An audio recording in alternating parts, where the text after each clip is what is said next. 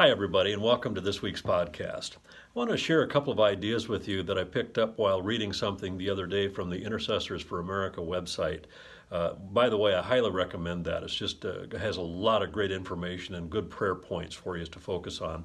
But the idea, the focus of it was, do you find a lot of people around you, or maybe even you yourself, that you're feeling just a little bit down, a little, maybe even depressed somewhat by all of the news and especially all of the noise associated with the news?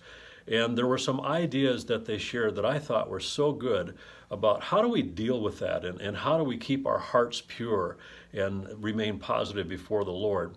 And just some of the ideas was, number one, if you're going to watch the news or read the news, do so with a prayerful attitude. Go spiritually prepared. Then allow the Lord to guide you as you pray. That's what we try to practice here at Direct Line, is guided prayer or listening prayer, to allow the Lord to lead us into truth. Then here's a great thought. When you watch the news, how about picturing watching it with God right alongside you? That might really change the way that at least your facial expression might express things there.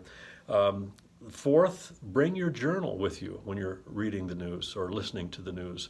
I think that's a great idea, because when I listen to the news, oftentimes I am inspired to pray about certain things. A fifth idea is, if there are any actions, just ask the Lord, are there any actions that I should take as a result of what I have seen and what I've prayed? And then finally, take your Bible with you when you are consuming the news. And the whole idea here is to just to elevate your thoughts and to realize that we've been given some authority as believers, that we can do something about the things that we see and the things that we hear.